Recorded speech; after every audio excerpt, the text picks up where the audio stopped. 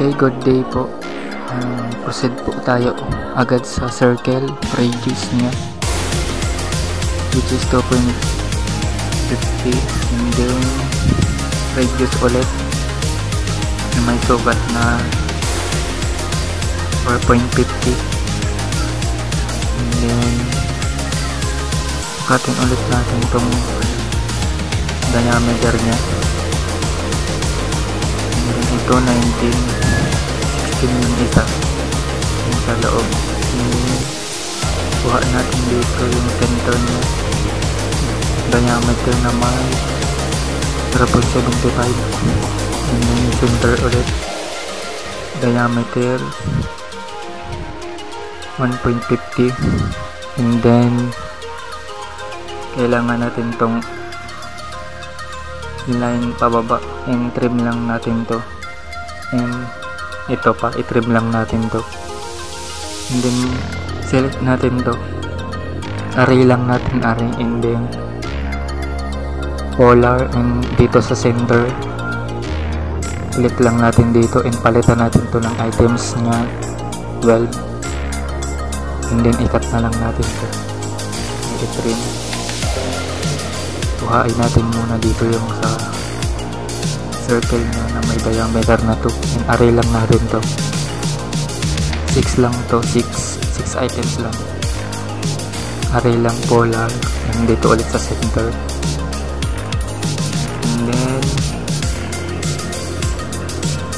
array, and trim lang natin to sa loob ng mga natira.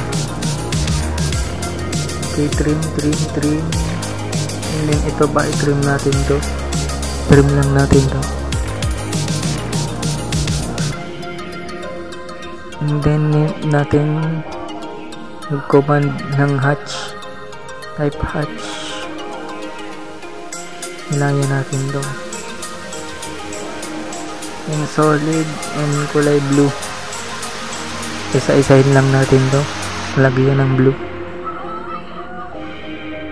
and next black naman na hatch, type hatch, command hatch, and solid black naman. Okay, and then kailangan natin ito i-select para mapalitan natin ito ng dark red. Select lang natin ito, and then punta tayo dito sa color niya, sa by layer, and then enter. And next kailangan natin itong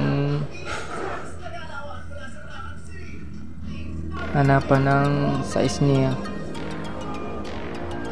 radius 2.5, and then radius 4.5, and then diameter 2, and then ito diameter ulit, radius 1.5, and then radius 0.75, and then 19 ito, and then iting isa diameter ulit 16, and select lang natin to, palitan natin sa annotate standard, gawin natin standard, and palitan natin to ng 1 yung text height nya, and then yung arrow size, and yellow palitan natin, and then hanapin natin dito yung 30 degrees nya, hanapin natin dito yung 30 degrees,